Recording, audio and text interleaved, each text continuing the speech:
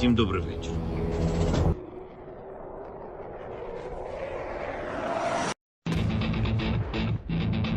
On behalf of the brave, on behalf of every father and every mother who waits for freedom, on behalf of our warriors, and paves the way for a new history. Hello and welcome to Tochnyi Weekly, the show that gets behind the headlines about the Russian invasion of Ukraine. We have an excellent broadcast for you today. First, I'll be presenting the news as I always do. That will be followed by the report from German aid to Ukraine. I'll just go ahead and jump right into the news.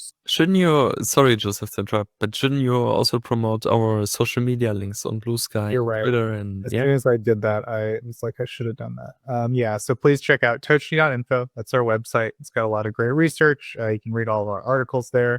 Please like and subscribe. Check out our BlueSky. Check out our Twitter, as Maurice said. So, thank you, Maurice, for promoting all that stuff. We have a lot of researchers that work on stuff behind the scenes, so check out all their work. Thank you. And now the news. These are the main headlines as of March 9th, 2025.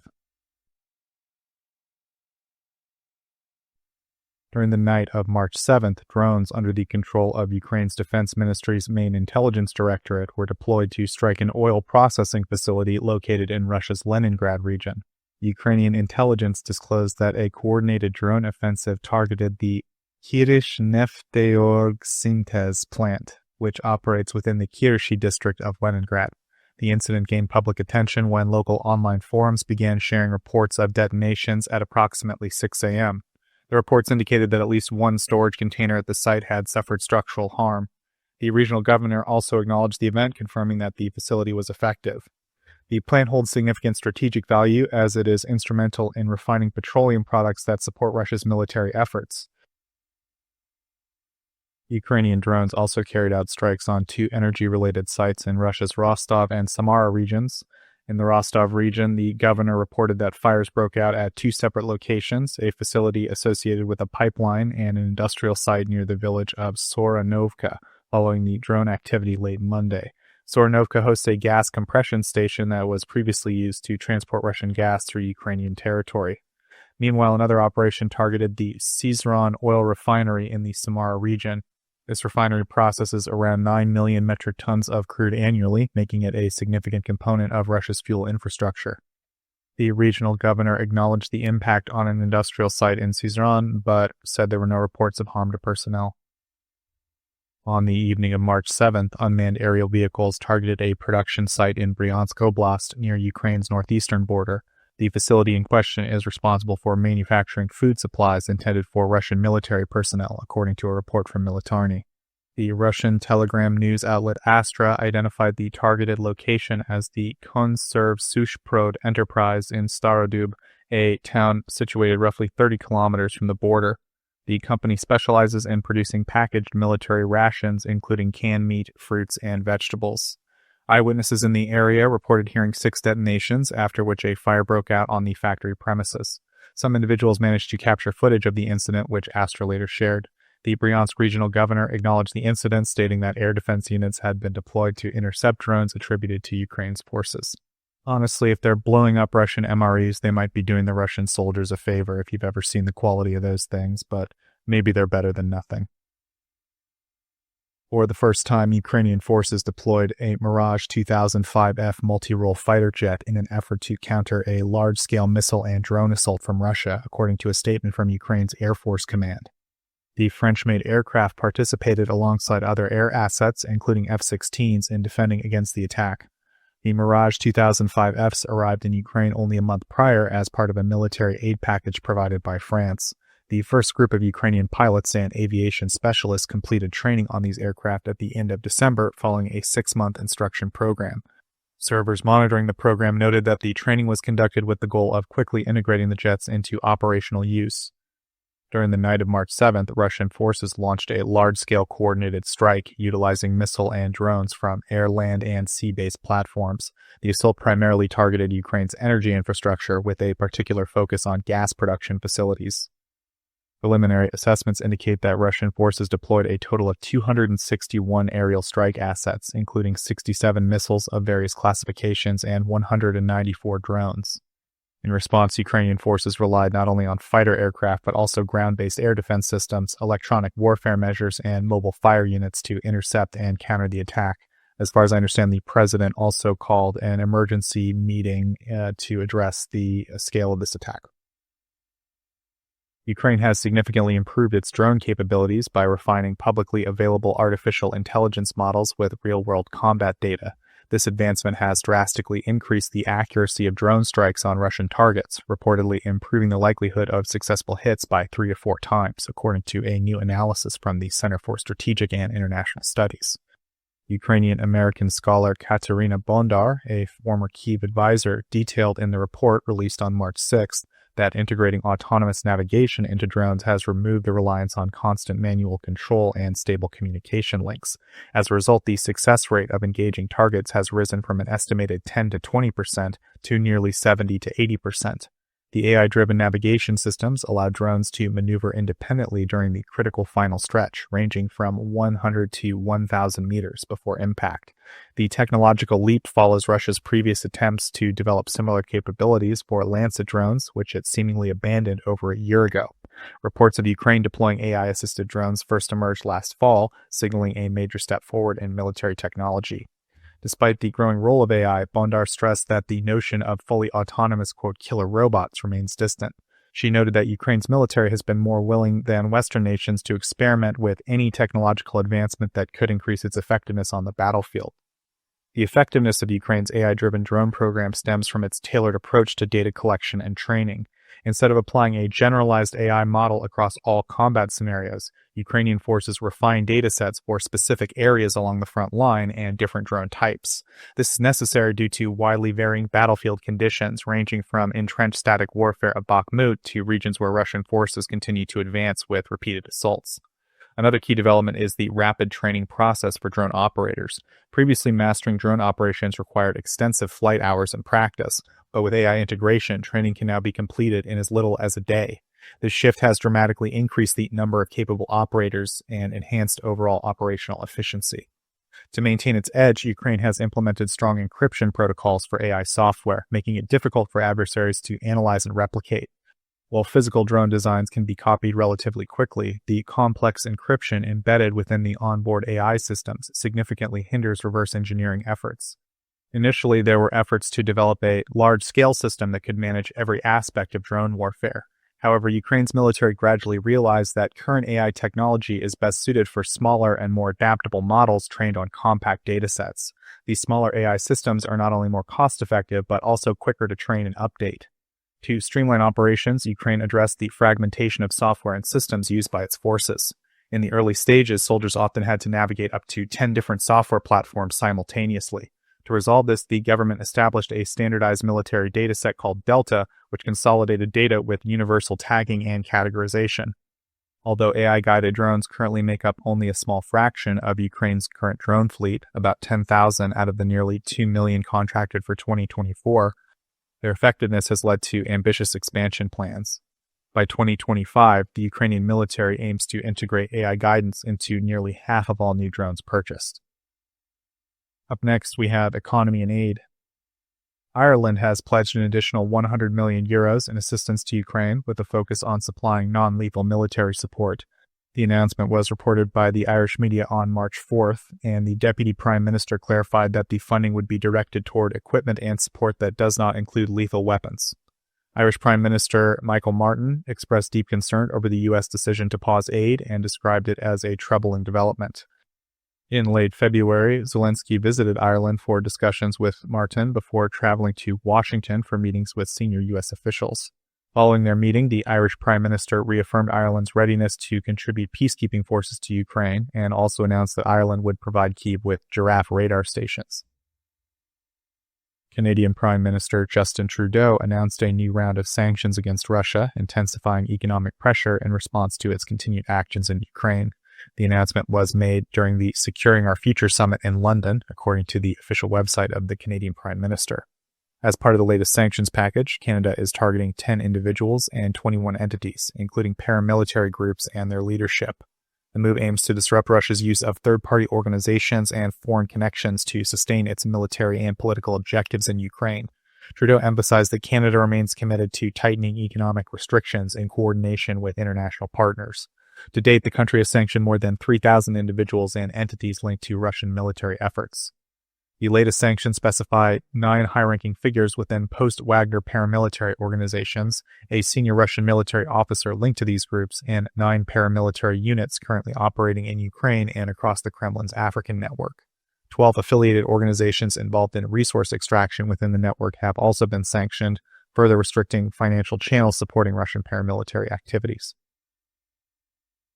Ukraine has received an initial payment of 752 million euros or $970 million from the United Kingdom as part of a broader G7-backed loan program funded by frozen Russian assets. Prime Minister Denis Shmyhal confirmed the transfer on March 7th and highlighted that the funds would be directed towards bolstering Ukraine's defense capabilities.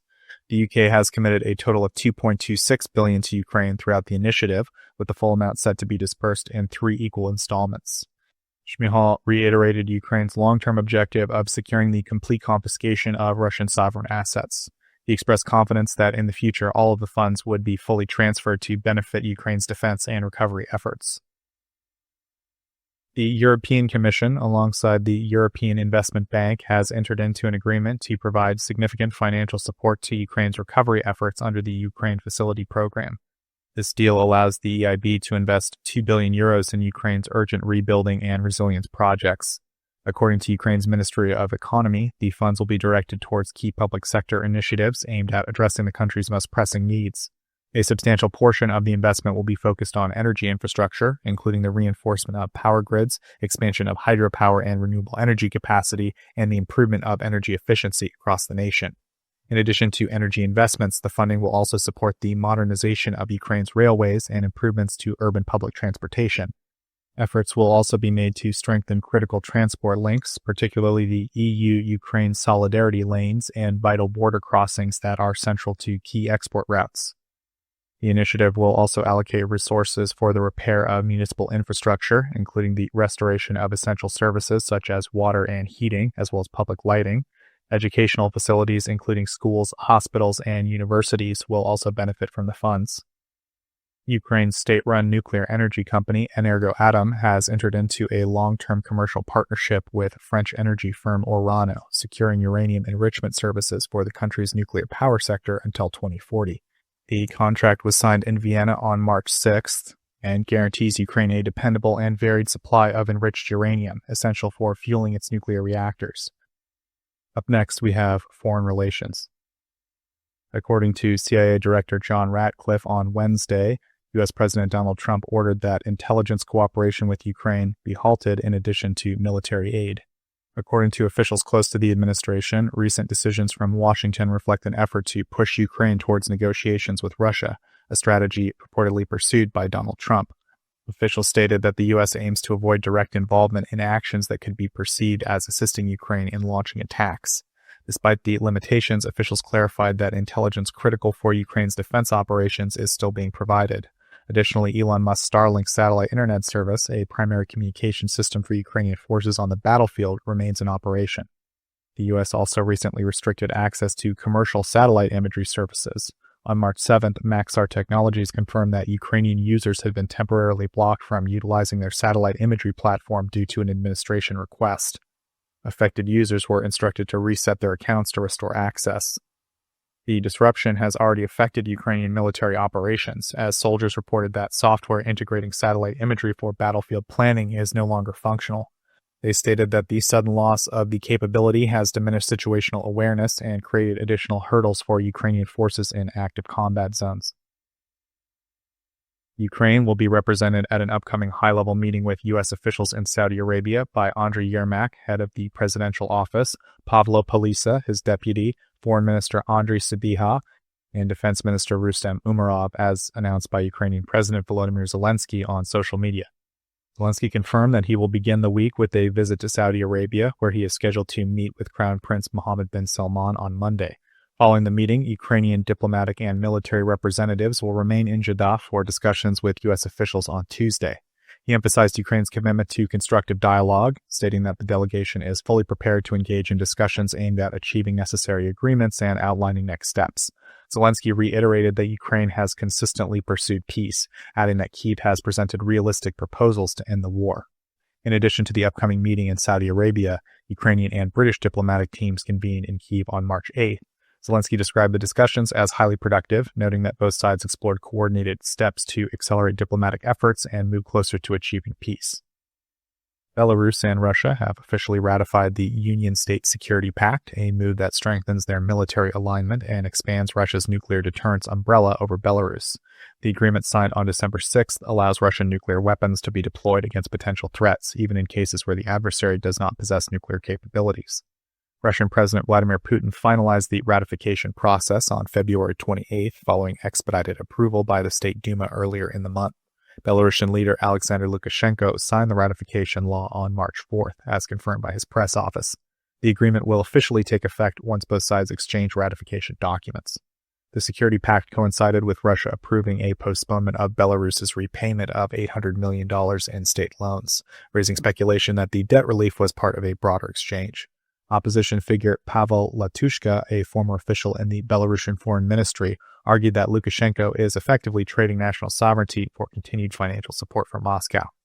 One of the most notable provisions of the agreement is Article 5, which paves the way for Russian military bases and troop deployments in Belarus under the pretext of preventing external threats. However, the establishment of permanent bases would require a separate bilateral agreement, something Moscow has been pushing for since at least 2015. The agreement is set to last 10 years, with an automatic renewal clause unless either party formally announces a withdrawal 6 months in advance. Belarus is set to host the Zapad 2025 or West 2025 military exercises in September, with participation expected to reach around 13,000 troops.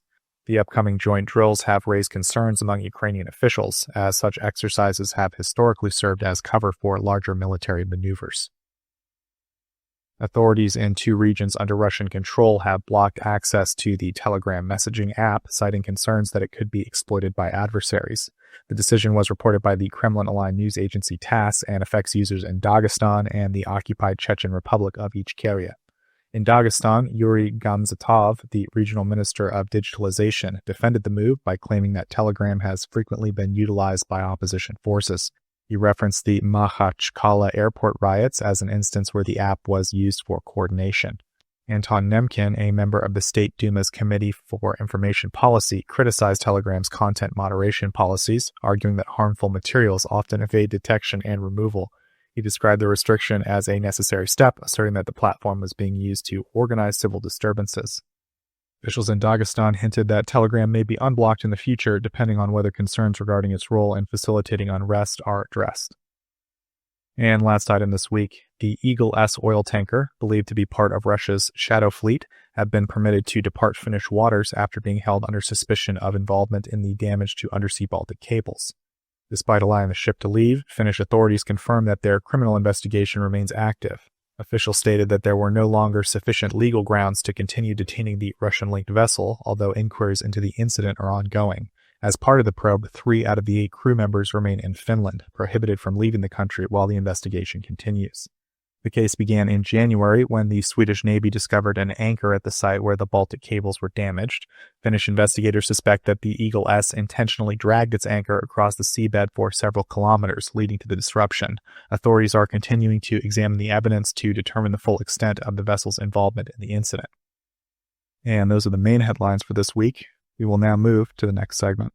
Yeah, and that would be me. Hello, guys. As always, I will now present this week's most important news from Germany regarding Ukraine. First of all, I wanted to inform you that Germany has delivered 2 additional RST SLS launchers to Ukraine. The delivery was actually originally made public during the last update of the government's website, made by the Press and Information Office on the 17th of February, so I believe 2 weeks ago. However, they made a mistake during the update by merging 2 listed items and also not marking it as a new delivery, so it went unnoticed by me and others. Gladly, the delivery was once again confirmed by Germany's Minister of Defense, Boris Pistorius, during a joint press conference with his Ukrainian counterpart on Thursday.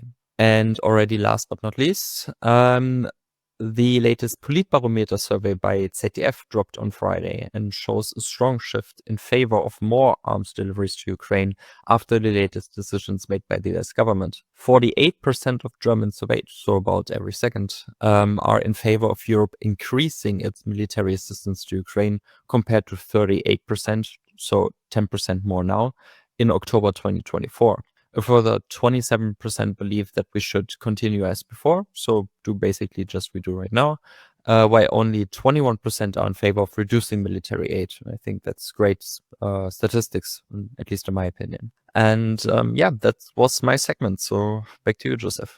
So up next, I have just some extra stuff. Not everything makes it into my news segment. I try to give you guys concise stuff that's substantive, but some things are either we should discuss them, so it's like I don't want to just like gloss over them and read them, or they're just like not like they don't fit in the news right. So I call it extra bits. I've never gotten anyone's consent to call it that, but that's what I call it. Anyway, there's a bunch this week. There's so much this week. This week was the craziest week possibly ever of sorting through information about Ukraine. It was really difficult. So I guess probably for the military people, it's like, that's just Tuesday. But for me, it was tough. So I want to talk about some more general broad stuff first. Let's talk about Europe. Let's talk about security. So Mr. Maurice, let's start with some good news, because the rest of... Do we have one? Yeah, the debt break, right? The German stuff, you mean? Yeah. Now you're forcing me to talk about non-Ukraine related things. Well, I think it's Ukraine related. Yeah, no, it's fine. Yeah, but shouldn't forget, so for people who don't know, the very likely future Chancellor of Germany, Friedrich Merz, is, putting in some action before the new government is formed. And they and their future coalition partner, the SPD, the current party of Olaf Scholz, who runs the government, they have agreed on a few things, and among them is that everything above 1% of GDP will be excluded from the debt break, basically, and which, at least in theory, could mean that Germany could go for a couple of years to 3, 4, 5, even 6 or 7% of GDP in defense spending, if they want to. But it's not done yet. They will have to pass it through the old Bundestag before the constituent sitting at the end of March. And yeah, so there are a few things to do, but it's very, very good news if it actually passes. We will see if it does. Right now, the Greens, and they need the Greens to actually pass it, are very, how do you say, reluctant, Joseph? Not willing. Yeah. We love the debt break. Not because of the debt break. They always were in favor of, increasing defense spending to 3.5%, and there's no way to do that with the regular budget. So it's not about the debt break. It's about, the CDU. First of all, the migration stuff they have agreed on. Second of all, that, Ukraine, like the whole foreign policy is really not mentioned a lot in these papers that have now been published, or the negotiations they've made public. Okay, so they have to make like a broader deal, and it's the debt break is part of that deal, and they have to agree to everything first. Yeah, and climatic change is, in my opinion, more or less completely missing. And with the Greens, it's, you have to have that in. And as far as I understood, they want most of that stuff, or all of it, in the papers, at least some changes, and then they will pass everything in the parliament. But I would wait. right now to. Hey man, go green. You're fighting Russia. Biomethane, solar power, it's all good, man.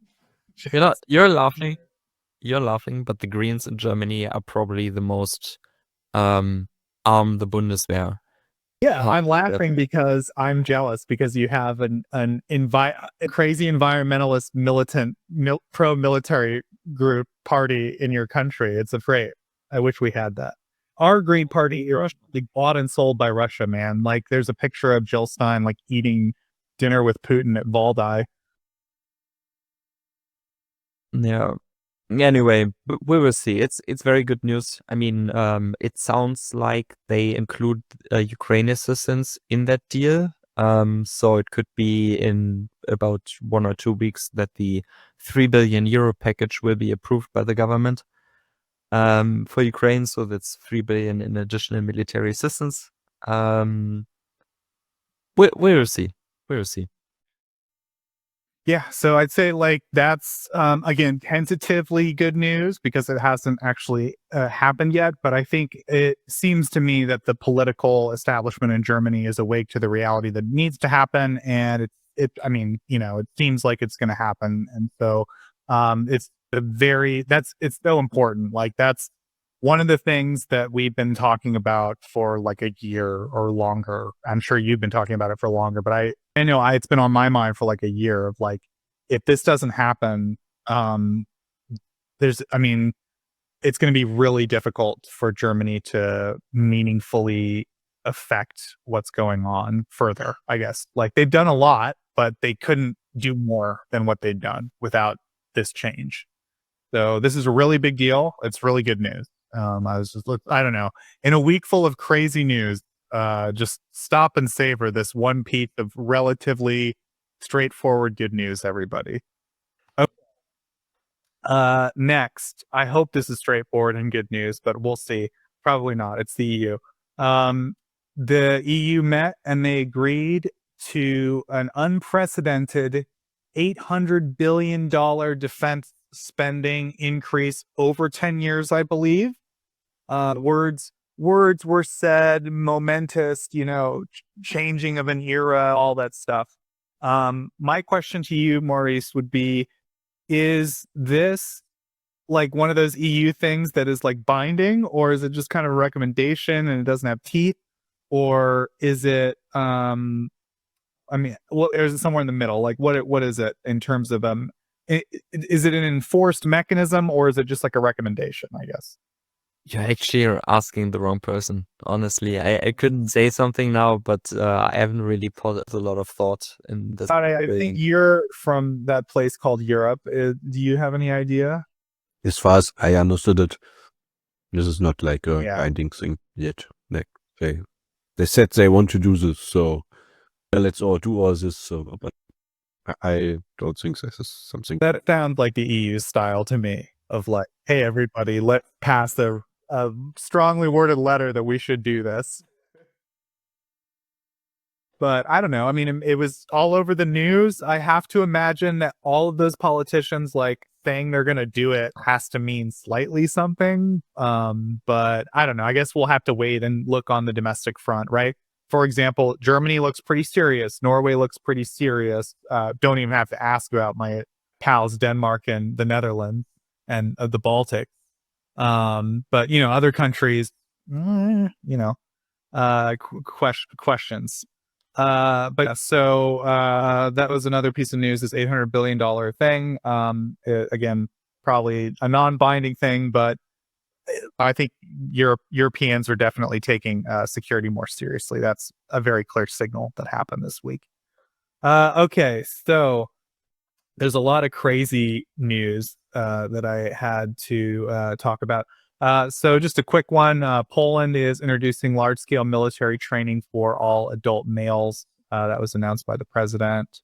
I think it's probably something that a lot of countries bordering Russia should be doing. I know, Finland, I think, does that. It's just, Ukraine has a territorial defense force. They created that shortly before the invasion. A lot of those units were still kind of forming up during the initial invasion of 2022. So it's I don't know. I think it's an important move for Poland in general, but like it's probably a model that the rest of European countries should probably follow. Up next is there was a Voice of America correspondent who was fired in one of the many Doge purges. That was Ostap Yarush, I think is the name. Yarush, I guess Yarush. Yeah, Ostap Yarush. He was a reporter who worked at VOA.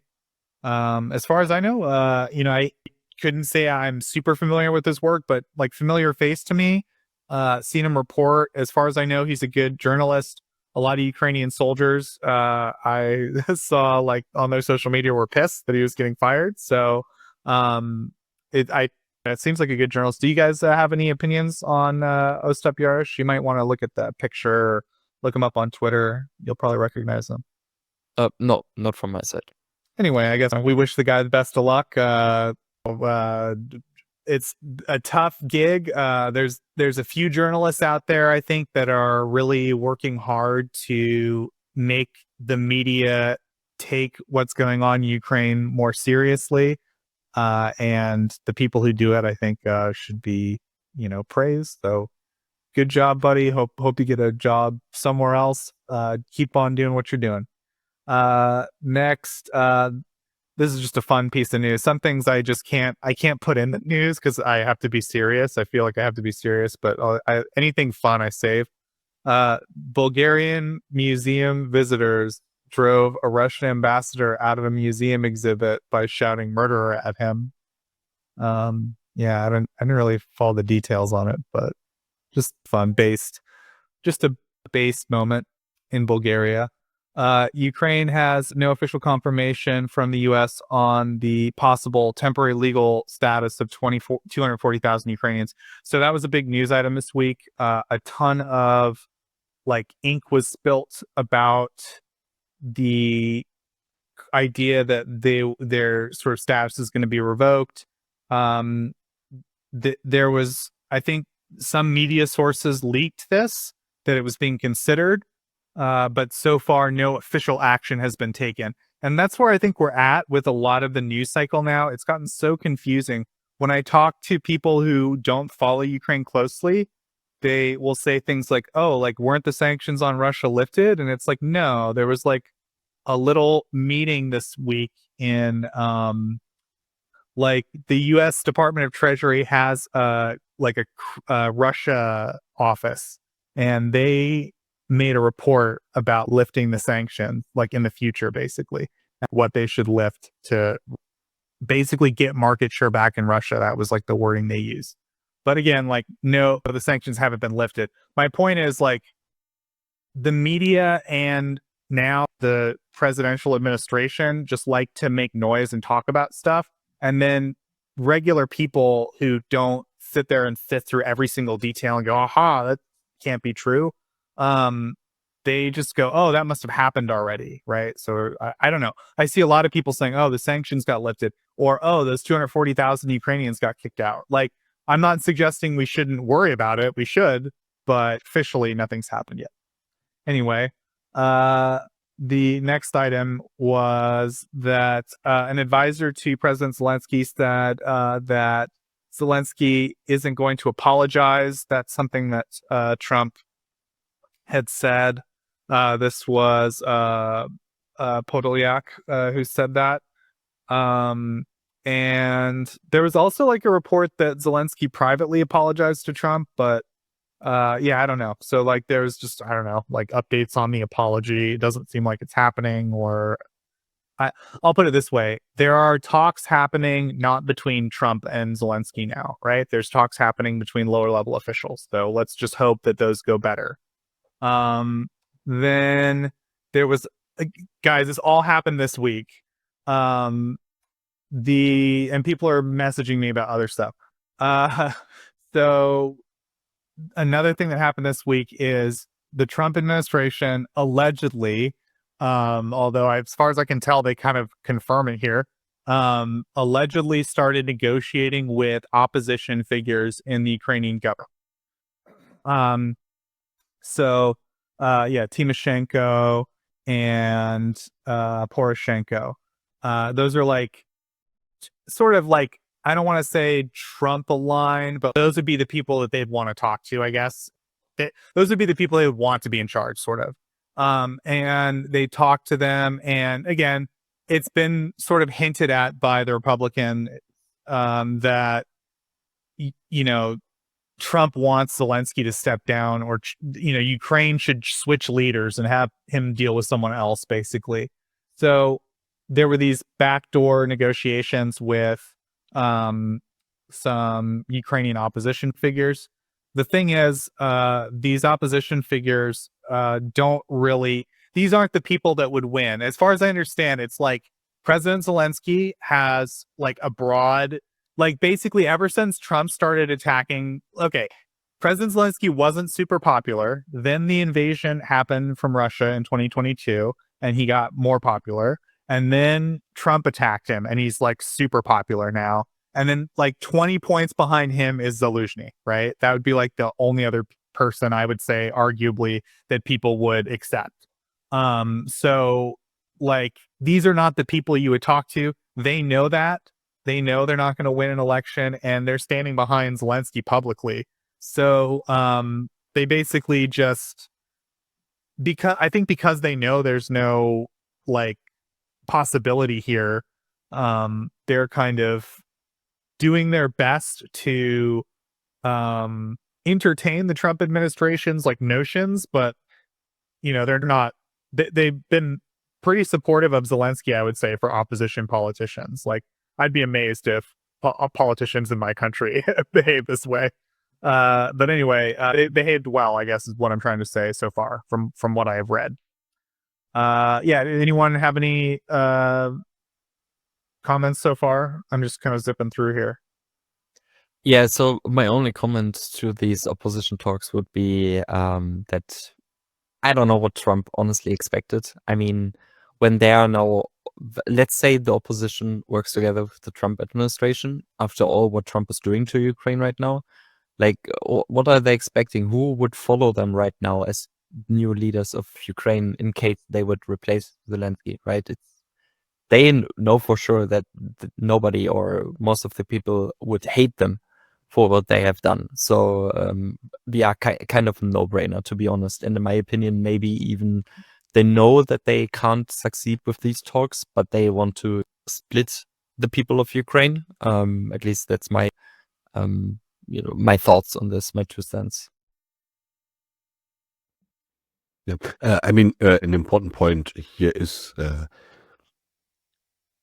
Poroshenko is obviously kind of opposition, but like he was a president who criticized, or the former president who criticized Zelensky is the most for like taking money away from the military spending, right? Like he was totally fully against Russia. So yeah, it's not a kind of opposition who is like pro-Russia or against like the war or fighting or anything, right? Like so. Kind of stupid to talk to Poroshenko because he is also very much against Russia, so, and pro military spending. So, yeah. I mean, again, I do not claim to have any special insight into the Trump administration. I'm just going by what people are saying. But as far as I can tell, like, it's real that Trump just doesn't like Zelensky, and he's just like, get rid of him, give me someone else. And so they're just trying to find someone else. I don't know why Zelensky isn't palatable to them, or like this strikes me. I can understand why. I think a lot of times Europeans are like, Trump, he's masterfully dividing the Ukrainians now. But I think he's just dumb. I don't know. I think that he just didn't do any research on like what the Ukrainian political map actually looks like. He thinks Zelensky's unpopular, right? Which is like, we'll say he comes from a country that told him twice he would never be president, and the polls told him that, and they were wrong. So maybe he just doesn't believe those polls, but he doesn't seem to have any actual sense of. He seems to be trying to play a game of like changing the Ukrainian government, but he doesn't seem to have like the foggiest idea of like how it works or who actually runs things over there. So I don't know. To me, it just comes off as a ham-handed attempt. But yeah, I can understand why it might be viewed as also something that to like divide Ukraine. I just like don't like to give them that much credit, but I can understand why you would. That's a totally valid interpretation. I'll put it that way. Okay, moving on. Ukraine is boosting gas imports due to Russian attacks on energy infrastructure. That was a big topic this week. Part of the target, as I mentioned, there was a huge strike this week. Like 267 objects were flung at Ukraine in one night, and they targeted specifically gas pipelines and infrastructure. And some people are saying, like, basically the Russians are sort of messaging like, oh, remember when the gas used to transit through there and we didn't blow this stuff up, right? Like, maybe you should let the gas through again. That's what like some Ukrainians are saying. That's why the Russians are targeting the gas. So I don't know. That was something that a couple of Ukrainian outlets talked about this week. It's a difficult situation for the gas workers who have to deal with the strikes on that stuff. It's dangerous, and best of luck to all the emergency responders who are dealing with attacks on energy infrastructure in Ukraine. That's a whole different kind of war. Okay, and then the next one is Lukashenko. Lukashenko said that he heard everyone talking about rare earth minerals, and he got excited, and he said, we're going to try to dig and find our own rare earth minerals. So he ordered everyone to start digging for rare earth minerals. So I just thought that was funny. I don't know. Maybe he'll find some. We'll see. We'll keep you posted on his rare earth minerals. Joseph, maybe let's come quickly back to the rearm initiative, because I found all the information. Okay. The initiative from the European Union. So basically it has 5 key components, and the first 2 components explain where the 500 billion come from. The first component is fiscal flexibility. EU member states are permitted to increase defense spending by up to 1.5% of their GDP without breaching the bloc's stringent fiscal rules. The provision could potentially unlock approximately 650 billion over a specified period. So basically, they can increase their defense spending up to 1.5% of their GDP. And even if they go against some rules, this is basically covered and an exception. That makes a lot of sense, actually. So yeah, okay. Then joint defense loans. The European Commission proposes borrowing 150 billion from capital markets to lend to member states. These funds are earmarked for collaborative defense projects, including the development of air and missile defense systems, artillery, drones, and investments. This is the other 150 billion. Then point 3, or component 3, budgetary reallocations. Existing EU funds, such as the cohesion funds designated to reduce regional disparities, may be redirected to support defense and security initiatives. Key factor 4, key component 4 is the European Investment Bank involvement. Adjustments to the European Investment Bank's mandate are under consideration to facilitate financing for defense-related projects, thereby broadening the scope of eligible defense investments. And number 5 is mobilizing private capital. Efforts are underway to harness private European savings, encouraging investments within EU defense sectors to reduce reliance on external markets. Yeah, I'm happy to buy war bonds and European defense bonds if they come out. So yeah, let's see what will come. But I think, yeah, it's some initiatives, and we will see how this works out. But as we said before, it's basically suggestions and exceptions to rules for the states, for the EU member states, so they can spend more money. Direct any specific EU rules. EU states are subject to a lot of like rules about that stuff. So to say like, oh, we can bend them a little bit. Yeah, that makes sense. Another funny thing about that was like they said Hungary, they just, what was implied when I was reading about this was like, it was just made very clear to Hungary, like, we don't have time for any nonsense. They just got out of the way. Like they were not a problem this time. So good job, Hungary. Just get out of the way. Let's see. Okay. So thank you, Bionade, for more information about this $800 billion rearm initiative for Europe. You know, definitely history-making moments. Europe is pretty much on its own for security. The cops have left the building, it seems. Okay, and the next one, so I said Lukashenko's digging for rare earth minerals. Next is, so this is kind of my curse now, right? The Trump administration sort of denying everything that is ever said, right? So this week, like this has happened like 8 separate times. The media comes and says, for example, our sources tell us that Ukraine is no longer being shared military intelligence by the United States. Like they're stopping. And then the CIA director comes out and says, well, that's partially true, but also partially false. So technically, you know, the CIA director said they are still sharing some intelligence to Ukraine that's like defensive, but we don't know what that means, right? And then again, that happened this week with the cyber operations thing. So last week, the media said that the US had ceased cyber operations against Russia in a specific department. So like DOD intelligence, basically. So there's still like a couple of other, like, you just have to understand about the US like national security apparatus. There's like 100 different branches of the government, and they're all different. There's like 5 different intelligence agencies. There's like military intelligence, and there's FBI is like counterintelligence and all that. So anyway, the one of these institutions still is planning offensive cyber operations.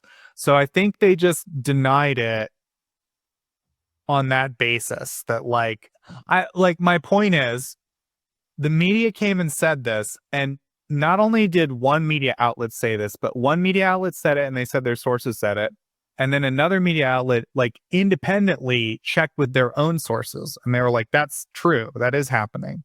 And then another one did. As far as I know, 4 media outlets did this. So to me it can't, either they're all making it up and conspiring, which would be crazy, but I don't think so, or like something happened and they're reporting it, right? And people are leaking it because they're worried about it, I assume, in the government. So like that's kind of the new normal here, is like officially the Pentagon's denying it, and or the whatever official insert whatever here, officially they deny it, but the media is saying that something happened, and usually they have some sources, but sometimes the media just runs with things because they're the media and they like clicks, and sometimes they just get things wrong. So I don't know, that's the world we live in now, guys. Like it's a world where like the regular person is like, weren't the sanctions lifted already? And then I'm just like, but what does offensive mean really? Like what is semantically, what does that mean? Or what is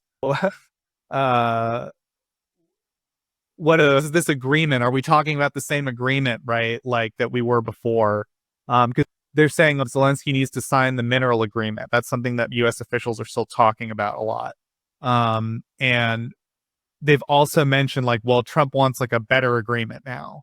So when they say the agreement, do they mean this new agreement that Trump wants, or do they mean the original agreement? And when Zelensky's talking about the agreement, it's very clear he's talking about the original one. So anyways, you guys get the idea. That's the new world I live in, and welcome to my hell. Thanks. Thanks for listening to my talk. And then my final thing, I'm going to end on some good news, is there is a company in Ukraine. So traditionally, it's not believed that you can repair a Starlink terminal. You sort of have to send it back to the equivalent of the Apple Store. It's the Starlink people, and I assume they have to replace components or whatever. But a company in Ukraine has figured out like how to like pop the hood off those things and actually repair them. And yeah, they said they've done like numerous repairs on them, and people have said that works. So obviously I don't think they're like certified by Starlink to do it, but just good news that I don't know. I'm not suggesting that they have ended Starlink, and so far, as far as we know, it still continues. But if it ever does, all I'm saying is Ukrainians are very clever engineers, and they might figure some things out. And then lastly, there's just been a lot of alarming rhetoric from the U.S. just in general. I didn't really report on it as news because it's not news, it's just noise, but I think it's worth mentioning just because there's such a pattern of it. So the first that's pretty alarming, this is an actual thing that isn't just rhetoric. The U.S. mentioned that they're suspending military exercises in Europe for the foreseeable future. They'll finish like this year and then they'll stop. So that just seems like a very strong signal of like, yeah, you're on your own now. Like we're not helping you. So that's a pretty big deal. Then the special envoy to Ukraine, Kellogg, mentioned that basically this cutting Ukraine off from aid and intelligence and all that, it was like hitting a donkey in the face. Like they're paying attention, something like that. So just like, I don't know, very bad language, I think, to use about a country. And then Trump said like Ukraine's harder to negotiate than Russia, harder to negotiate with than Russia, which should tell you something. Like, because Russia doesn't care, they're not serious about negotiating. But anyway, and then when there was a really horrible strike on Ukraine, like a hospital was hit and power plants were hit. Trump said like that's what anyone would do, like what Putin's doing, which is like just insane. Right? I don't know. I don't even know how to describe that. And then he did make a random sanction threat against Russia this week. Is sort of like amidst all the like equivocating and literally having the Secretary of State calling it an American proxy war. He just randomly was like, and if Russia doesn't listen, I'm going to sanction them too. And then yeah, and then JD Vance said peacekeeping, like basically someone floated the idea of like European peacekeepers to him, and the countries Britain and France were mentioned, and he was like, that's what's really going to protect Ukraine is like an agreement that has countries like the United States invested in their resources, because then, you know, Putin's not going to mess with them basically. And then he said like to have two people from some or to have peacekeepers from some random country, like that's not going to do anything. And of course, people in the UK didn't appreciate being called, quote, some random country. And he got quite a lot of like hate for that, or I don't know what to call it, like pushback on that. It blew up in his face a little bit. And he basically said like, I wasn't talking about Great Britain or France. Like, what are you talking? Are you kidding? I wasn't talking about them. And people were like, you obviously were. So again, it's just another situation where, you know, it's pretty obvious something's going on and they're just denying it. But anyway, that's pretty much it as far as the rhetoric. Again, I don't like to look at rhetoric. I think that everyone spends too much time on the rhetoric. I like to look at like the European Bank for Reconstruction and Development or stuff like that, because that's like real things that are happening. And I think that when you fixate on the noise for too long, it can get toxic, I guess. But it's important, I think, sometimes to figure out what's going on. And there's some pretty clear signals, I think, and the pattern's pretty clear. To me, I think what it says as an American is like, there's no longer a view of like, these are our partners, right? I think that was the old like language, especially like under the Obama and the Biden administration, was like, everyone's our partners and blah, blah, blah. Now it's like, you guys are underneath us. Like, that's just how it's supposed to be. And you need to speak to us that way, and you need to conduct yourself that way. And if you don't do that, we're like, the consequences will be like what's happening now. And I don't know. It's really stunning to watch. I don't really know what else to say about it. It's a sea change in American foreign policy. I don't think it is a positive development. I think it will blow up in our face. I don't see how any of this is productive. It doesn't seem to be productive for having influence on actually ending the war in Ukraine. And it doesn't seem to have a positive impact on like us having allies in the future, right? Like, who's going to partner with the United States at this point? So yeah, that's, I guess Israel. But that's a whole nother discussion we won't get into. But yeah, that's pretty much it. The U.S., I would say, the current foreign policy is very perplexing and doesn't make a lot of sense, and it's very noisy and angry and condescending, I guess would maybe be a good word for it, and imperious.